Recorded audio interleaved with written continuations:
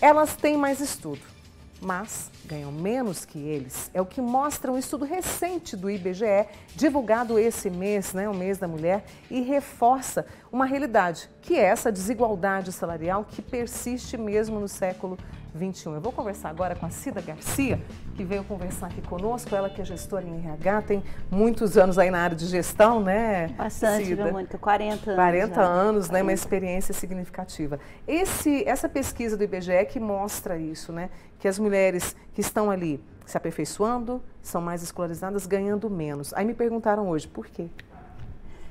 Difícil a resposta? É difícil responder, mas ao mesmo tempo é fácil, porque é histórico.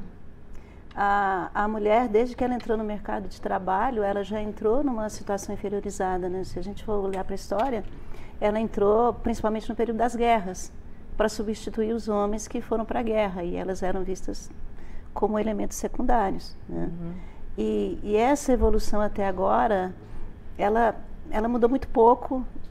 As empresas, algumas empresas ainda veem as mulheres como mais emocionais, menos assertivas que os homens, menos focadas. Isso faz até com que os modelos de avaliação que definem a remuneração, eles sejam enviesados, sejam distorcidos por essa visão. A exigência sobre a mulher é muito maior do que sobre o homem na hora de dar os resultados. E as avaliações também são muito mais pesadas. E como é que a gente muda isso? É possível? Estamos em algum caminho? Porque a gente tem até aí a questão da equiparação salarial, né? Existe esse... Tem a lei da igualdade, da transparência, né? Bom, a questão da igualdade salarial está na Constituição desde 88. Faz tempo. Faz tempo. E desde lá não se conseguiu fazer uma equiparação adequada. A lei da transparência, ela coloca uma lente maior sobre esse processo, mas mesmo assim é muito difícil de você alegar que não está havendo a equidade salarial, porque tem regras na CLT que não foram desconsideradas para você comparar um salário e outro. E aí, de novo, depende de uma avaliação que não é uma avaliação muito eficiente, vamos dizer assim, ela é mais subjetiva, né? Então, é complicado. É complicado. A gente teria que... Você está me mostrando que seria uma discussão mais ampla e mudanças muito amplas também para se fazer. É uma discussão muito mais ampla. Se a gente olha para o mercado hoje, aquelas profissões que são, vamos dizer assim, designadas para as mulheres, que são aquelas de cuidado, do ensino, como professores, enfermeiros, secretárias, essas profissões são mais designadas para mulheres, elas têm uma característica mais feminina, assistente social, os próprios profissionais da psicologia, que a maioria são mulheres, são profissões menos valorizadas. E as mulheres se posicionam nesse mercado muito fortemente. E as profissões mais valorizadas, quando você fala de tecnologia, engenharia e outras coisas, são profissões em que você visualiza homens nessas profissões. São mais bem pagas. Então a gente começa por ter de consertar o mercado de trabalho, essa visão. Passa por educar melhor nossas crianças. Né? Se a gente tem menina, a gente começa a dar bonequinha, panelinha, não tem nada contra, mas que mãe, que pai que pensa em de repente dar um carrinho para uma menina ou um computador para ela brincar? Não dá.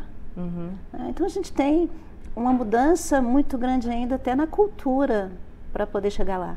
E a gente tem aqui nesse estudo, né, dessa desigualdade salarial, as mulheres pretas ou pardas são mais afetadas até nessa questão, por exemplo, do salário, educação, mercado de trabalho, né? É uma pesquisa que foi minuciosa, Cida. Foi uma pesquisa minuciosa, foi uma pesquisa muito bem feita e é a mais pura verdade, né? A gente vê no mercado, por exemplo, em posições de liderança, poucas mulheres e quase nenhuma mulher preta. Né? A gente vê as mulheres pretas em posições mais baixas, pode chegar a ver, às vezes, a uma coordenação, uma supervisão de equipe, mas quantas gerentes pretas você conhece por aí? Você pode ir contando que é um número pequeno. E é muito pior a história da mulher preta, né? Porque vem da escravidão, inclusive. Exatamente. Né? E aí a gente fica pensando assim, a gente está em pleno século XXI, diante de uma realidade como essa, E a sociedade está preparada para discutir? Porque aí vem estudos, IBGE, outros institutos, outras universidades. A sociedade está preparada para discutir isso? Por isso que a gente quis trazer aqui no Manhã Total, viu, Cida? Eu acredito que ainda não. A gente precisa forçar esse diálogo de uma maneira mais aberta e mais ampla. A sociedade não está preparada porque tem muitas sutilezas que estão, vamos dizer assim, na cabeça da gente. Muitas situações que às vezes acontecem que podem parecer normais, mas não são, né? Eu vi um podcast na Semana da Mulher em que a executiva falava assim, que ela tem um par e todas as vezes que eles chegavam juntos num lugar, numa reunião, ele era tratado como um superior dela e eles estão no mesmo nível de liderança, né?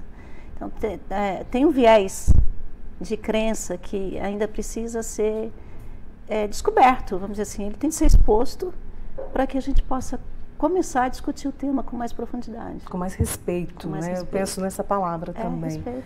E aí muitas mulheres, a gente vê que o mercado de trabalho, por mais que tenhamos alguns avanços, ainda digamos, pesado, competitivo, nem muitas vezes é levado em conta. Muitas mulheres voltam para os negócios, eu vi que mulheres trabalhando com franquias aumentou muito no país. A gente tem esse caminho de que muitas mulheres às vezes falam, olha, ok, eu vou cuidar de mim, vou cuidar do meu negócio, eu vou fazer acontecer. Tem isso também, Cida, na sua avaliação? Tem isso, tem crescido muito o número de mulheres empreendedoras, mulheres que querem abrir os seus próprios caminhos e querem construir o respeito no mundo do trabalho. De novo, se a gente olhar para a história, a mulher empreendeu muito cedo, né? Só que também não era valorizado. Aquela senhora que fazia o bolo, aquela que vendia o doce, a costureira, a cabeleireira, a manicure, elas começaram lá atrás. Você lavava a roupa para fora? Lavava a roupa para fora. O empreendedorismo feminino não é novidade. Ele é novidade agora porque talvez ele comece a incomodar esse comodismo social. De só se visualizar homens nessas estruturas de poder e de vitória, né? E as mulheres estão se empoderando disso também. Né? E os homens podem nos ajudar também. Claro, é uma ajuda ali, né? Ninguém quer brigar com ninguém, gente. Não, eu acho que não é uma guerra. Não é uma guerra. É um compartilhar, acho que tem espaço para todo mundo. E um apoio e o respeito. Porque homens e mulheres, na verdade, até em termos de competência, são complementares. Exatamente. A gente pode trabalhar muito bem junto. Sem dúvida nenhuma, acredito muito nisso e a turma aqui comentando também, participando, né, e levantando esse debate, por isso eu preciso te agradecer, viu, Obrigada, Cida? muito. Tá? Obrigada por você ter vindo aqui conosco. E eu acho que ainda cabe uma outra discussão também, que é em relação ao etarismo, né? Ah, sim. Da rende outra discussão. Podemos discutir, porque eu entrei nessa fase agora, né? Né? Eu passei dos 60, né? Estou com 62, e eu tenho me divertido bastante, sabe, Mônica? Porque a primeira coisa, às vezes, quando eu chego num lugar que eu falo assim, eu já tenho mais de 60, as pessoas começam a falar mais alto comigo e mais devagar. Né? Parece assim, né? Alguma coisa aconteceu na cabeça dela e ela pode não entender direito. Eu tenho achado muito engraçado. Né? Pelo contrário. Pelo contrário, o sentido de compreensão é ainda maior. É muito maior. Vamos discutir sobre isso depois? Vamos discutir. Porque eu sei que tem muitas amigas nossas e muitos amigos aqui que vão querer também saber mais. Obrigada, viu, Cida? Obrigada, sempre um prazer te receber aqui. Prazer é meu.